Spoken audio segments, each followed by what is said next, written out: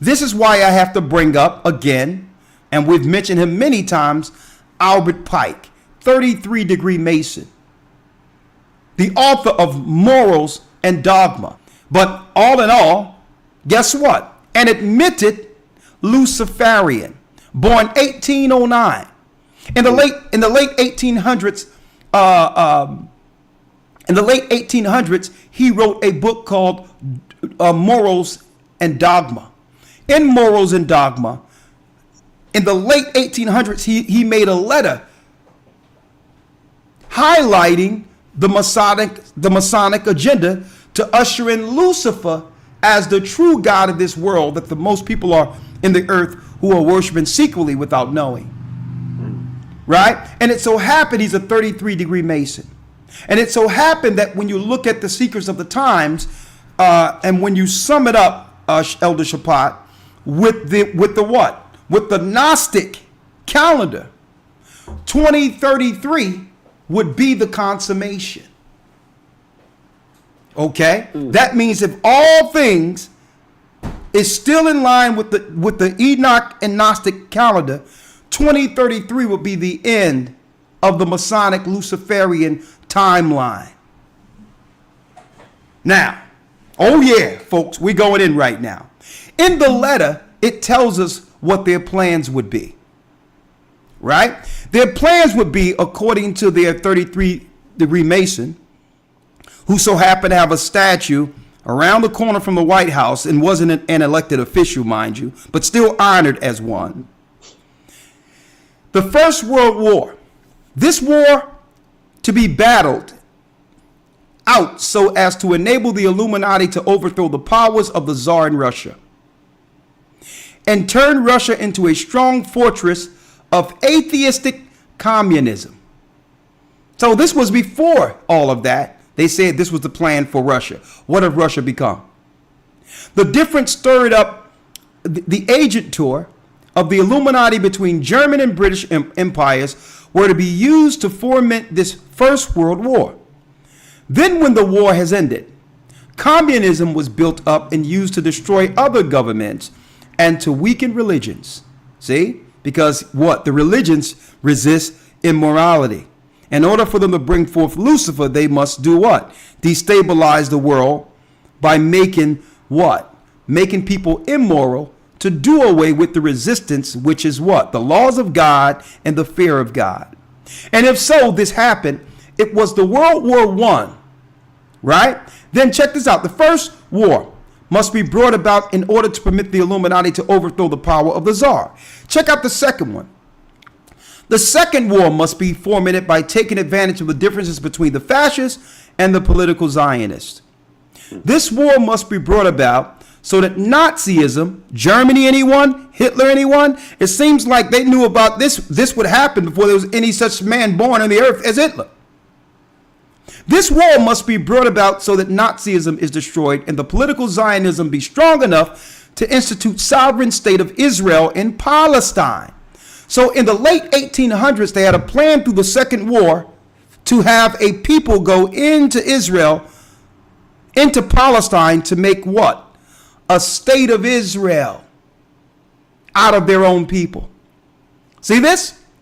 During the Second World War, international communism must become strong enough in order to balance Christendom, which would be then understated and held in check until the time when we would need it for the final social cataclysm. So they're going to use Christianity at the end, right? Third World War.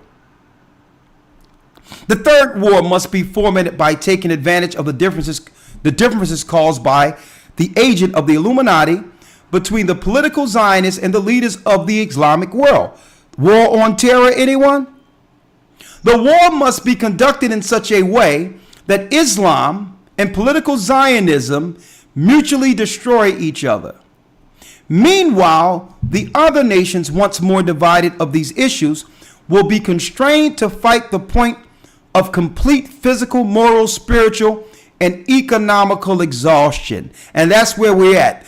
The citizens of the world, the people of the world, children of God, we're exhausted at this point. One thing after the next politically we have to deal with. and it seems like it's planned. There's no rest. It's one thing after the other, right? We go from a disease to something else, and then a fire, then rain, then whatever, earthquake, right? We shall unleash. Now this is them saying it themselves, Shapat. We shall unleash the nihilist and the atheist. We shall unleash the nihilist and the atheist, and we shall provoke a formidable social cataclysm, which in all its horror will show clearly to the nations the effect of absolute atheism. A world who believed nothing at all was their plan. It took time, they're patient, but they've accomplished it.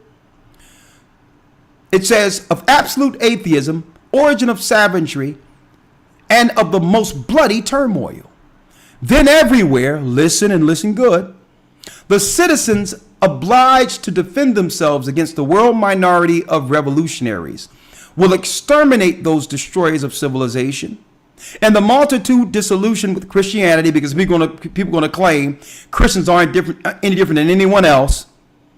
So they're going to do away with any strength Christianity had to oppose Satan, and miseducated against the moral values that was established under Christianity, whose deistic spirits will from that moment be without compass or direction. People are not going to know up from down, left from right, male from female.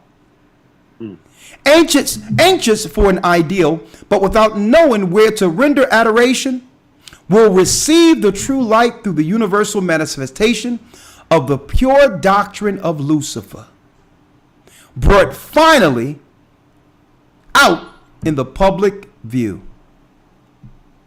There you go. 33 degree Mason, Satanist. And hey, they try to claim that it was a forgery. They don't know who really wrote the letter. Well, whoever wrote the letter, I'll tell you, they had some serious insight. At the end of the day, folks, we're living what they said would happen. Okay? We're living it. So when you see those temples, those lodges all over the place that's connected to the political structure, understand that they're pushing slowly but surely, progressively, these secret agendas into full sight without resistance. They're operating in the cities politically to move these agendas. You don't know whether or not they're moving these agendas until you understand their plan. Now, does it make sense? Exactly. Now you see that the Bible is real. It prophesied changing of kinds. Because if you have changing of kinds, you have people who are immoral and believe not in God. Now, suppose you put these people in all high positions to run the world and to move the world politically with no fear of God. You get the hell we're living under today. The Bible. Is it hard to understand? When it comes to reading the Bible, the first thing that comes to mind is the fact that this is the Word of God. The seals have been broken, and the truth is here. And when we go throughout the scriptures, when we go throughout extra biblical records, we find that the language that God employed, that He used to create the heavens and the earth, was the Hebrew language. Christ said, I came for the lost sheep of the house of Israel. But yet no one, no religious leader, no religious church out there anywhere can now identify the 12 tribes of Israel. Can we? God is quite simple, but it seems as if man makes understanding Him hard. What are those mysteries? The truth of your book and the truth will make you free. The Hebrew and Bible Academy. You're invited.